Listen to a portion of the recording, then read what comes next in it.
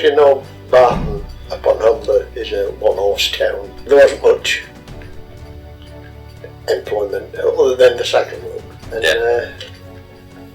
I putted about and I got into cycle work. And as I say, I was an odd job man for a manager of the machine shop, which was quite a decent, nice, interesting job. Steve, sharpen this drill, Steve, put this belt on, Steve, all this. I quite enjoyed that. Where I lived, there was some crossroads, Pasture Gate, Butts Road, blah blah blah, and a farm, and we used to congregate there on a Sunday mostly, those lads, and we were there one day, just two of us, me and myself and a lad called Donald Cook, and all of a sudden I said, Donald, I'm going to join up.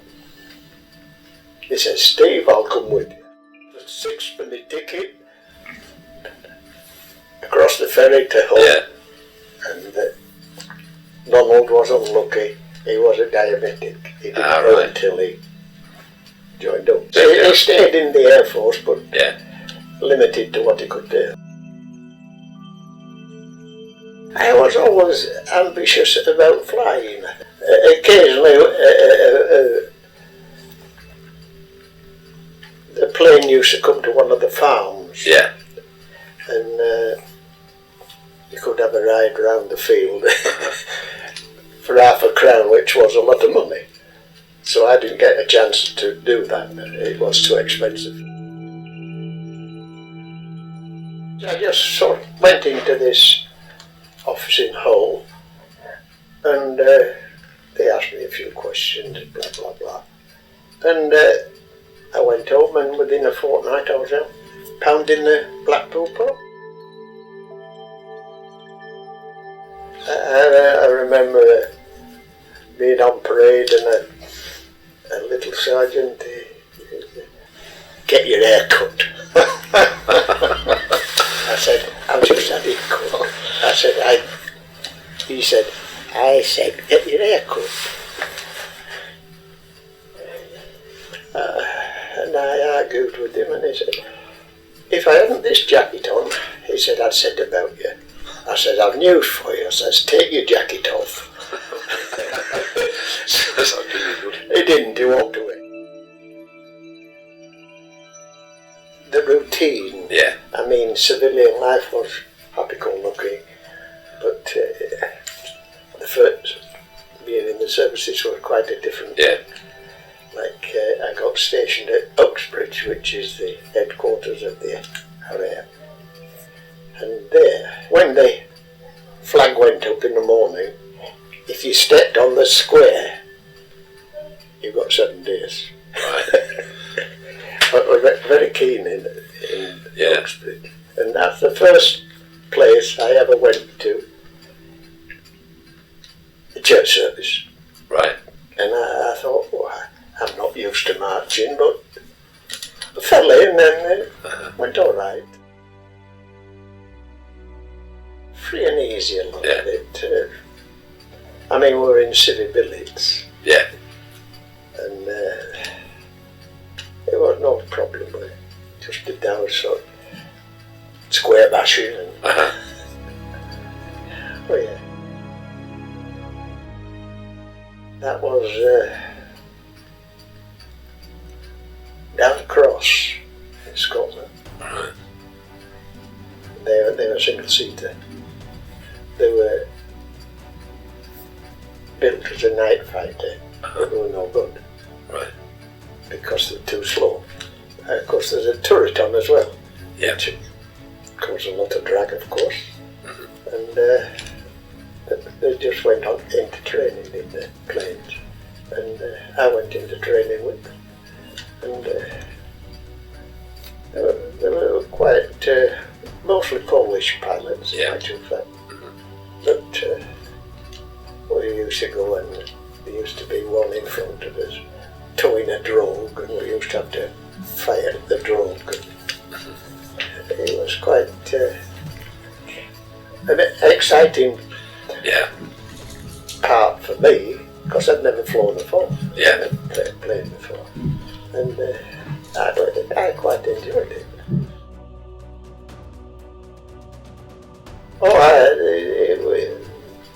We could see the bombing from a Tunbridge. Of course, it's almost London. Yeah. And you could see all the flames and what have you. It didn't affect us. I remember we were delegated to help the army. They were on a low-level attack business in cooperation with the RAF. And the RAF plane was a London bomber. Right, yeah. And we were on Denham Golf Course, and the plane was coming down, and there was 2 or 3 officers walking across, which they should not have been. And the tail wheel, as the plane went up, it knocked the fellow's head off. Sir Christopher de Bath. It was all taken care of. Yes. Oh yes, that was the first inclination I had of war. 16 kilometres northeast of Lincoln. I know that because the Germans told me. I was being interrogated. Well, as you know, I lived at Barton-on-Humber. Yeah. Well, if the weather closed down at night, there were workmen still working on the runways and what have you. And they used to go through Barton every day from wikimedia back home. Right. So I cottoned onto this, and so I used to go, if night was closed, Yes. I used to go back home on the bus with the workmen. Ah. And I used to be up at 6 o'clock in the morning to get back onto the aerodrome. Beautiful. Oh yeah, it was quite convenient really. In actual fact, I was on a mid-upper turret on a Lancaster bomber, and I had to clamber over a flare chute to get onto the fuselage. And I got onto the fuselage when the Bob said bail out, and I walked along with the tail gunner. He was just climbing back into the plane. Oh, this is strange. So I said to him, Robbie, what's to do? He says, well, Steve, I can't get out. He was taller than me, maybe that was some part of it. But I said, well, have another try up, Robbie. And he did, and with a bit of persuasion, he went. Unfortunately, he survived. Quite calm. It was January, there's snow. And of course, being in blue uniform, we stood out like nobody's business against a background of snow. So the sun picked us up and took us to they picked me up and took me to a house, and the buses rang. I think it was the police, I don't know. A fella came in a brown uniform. I always know the brown uniform. And he was talking to me, and I was telling him a load of rubbish.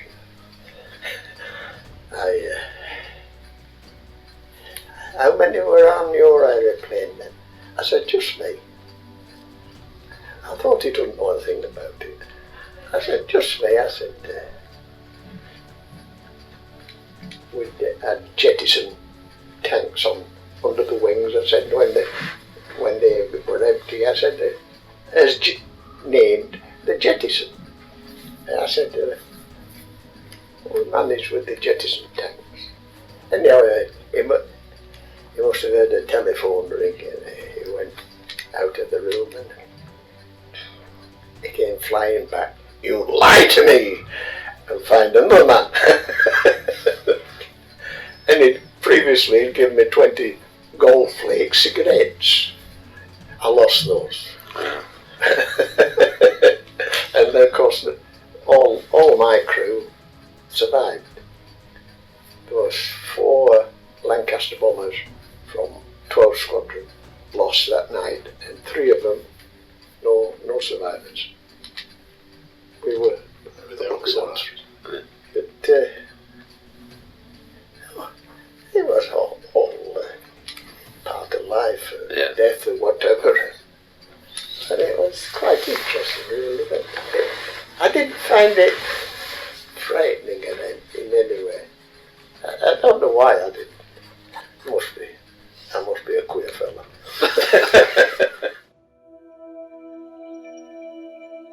When we were flying, of course, we were isolated. I was in the mid-upper turret. There was a chap in the tail turret. There was a bomb aimer at the front, flight engineer, and navigator, and of course a pilot. The pilot was Australian. The navigator was a Canadian. The bomb aimer was an Australian farmer. I always remember Tommy. We were a mixed bunch. There was myself and the flight engineer. He used to be employed by one of the breweries in Yorkshire. Not as he was on the clerical side, but no, it was quite interesting, really. I mean, without that, I don't know what would have happened to my life. It would have been a humdrum. I would have been stagnating in Barton upon Humber. But I got away out. Army camps. Stalags. Yeah. Airforce Luft camps. Yeah. And when we got shot down, there was a dispute. Well, a dispute, I don't know what. The Canadians had raided Dieppe, and what they was alleged to have done to the prisoners that took, we don't know. But they wanted some more prisoners to take reprisals on. Yeah. And so, Air Force. Because we weren't, there's one thing they did keep, we weren't allowed to work. Right. We were seen on NCOs. And, not in the camp, not that rank didn't mean a thing.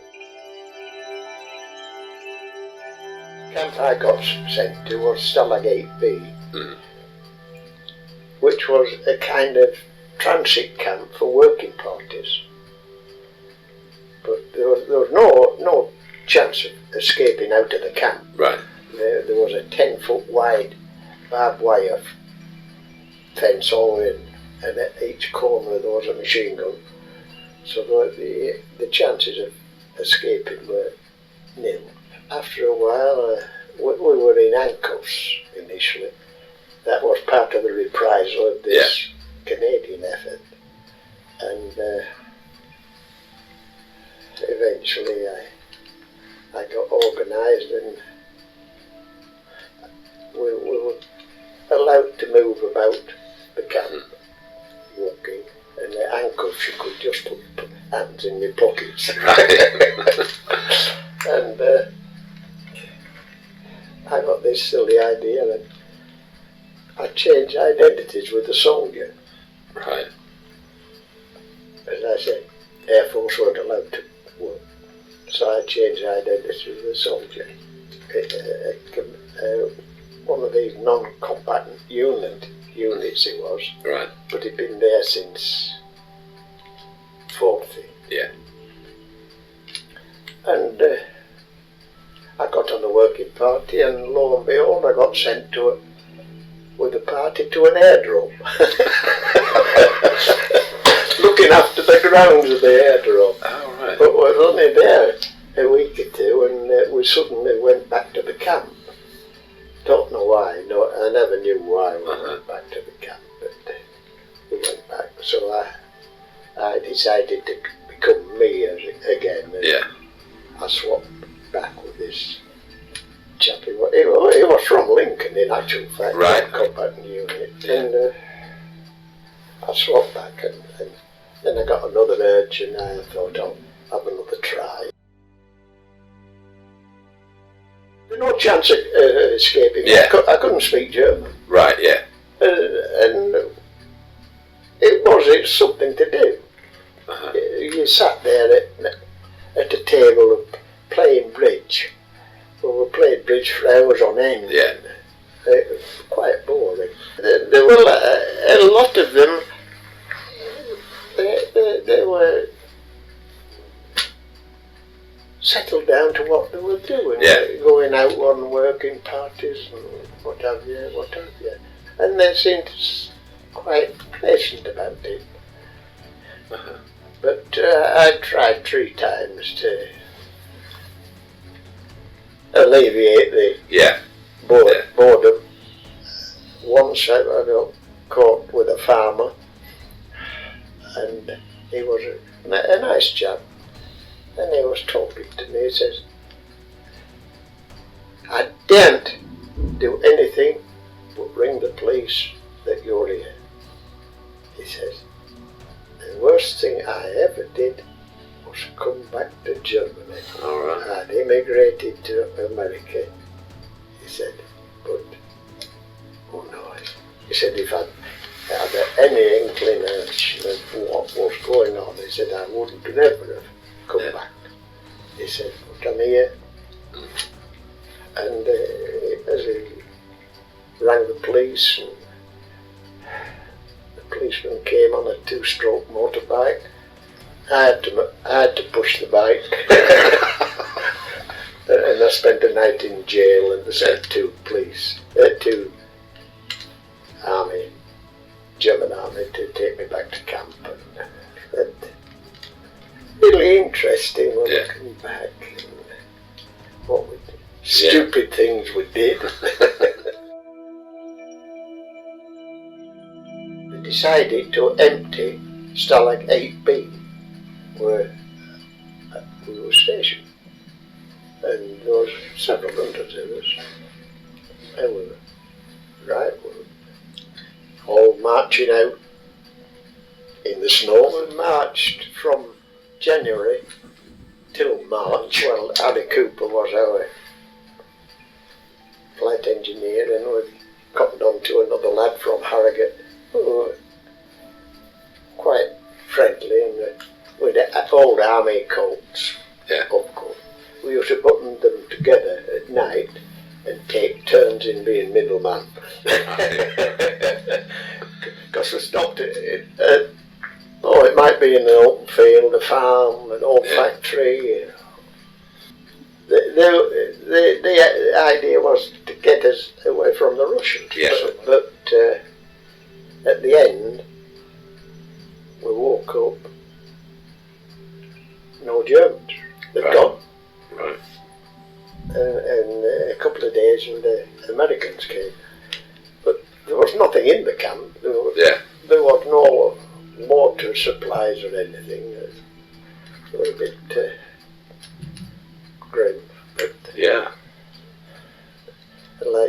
I remember finding a medical man, and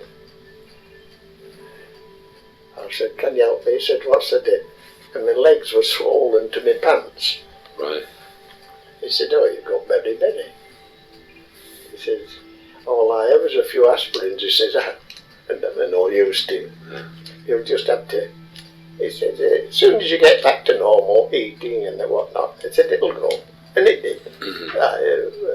did. More or less in a few days. We were more or less immediately clapped out the court, came down and took us to Cosford. Looking back, it was an experience. Yeah. You can't buy or anything. It's life. Well, we were treated like kings. Yeah. Breakfast in bed, new pyjamas. We were deloused completely. Yeah. Our clothes were burned, I suppose. And we got new uniforms. And within a few days, I was on 28 days leave. Back to Barton-on-Humber. I got stationed again at Blackpool. Right. And I met a young woman, and I married a Burnley girl. And I've a daughter, Stuart's wife. On the Mauritania through the Suez Canal. I think it was the largest ship that went through the Suez Canal. And a few months, Bombay, Madras, Delhi, Agra, and there was no flying. Right. I got shanghaied to motor transport. Well, I found it very enjoyable. Very little to do. Yeah. But why I sent me to India, I have no idea. Being a warrant officer made a big difference. We were served meals at the table in the dining room. Oh, a terrific change. Yeah. Why? Oh yeah. I came back on a boat called the Cllr, a smaller boat, and landed in Southampton, in actual fact. Yeah. And, talking back to Barton and the factory had gone. Yeah. But as I say, on the whole, if the war hadn't happened, I would have had a very humdrum life. Yeah. I met Prince William at Coningsby, and the first thing he said was, "What was your life like? What change was it like when you joined the Air Force?" And that was the first thing he asked me. Yeah. He was just like you, just another chap. Maybe he did a better job than I had, but it was quite normal. Yeah. Until someone came and whispered it, and he said, "Stephen, you'll have to excuse me." So I have the honour of excuse of royalty.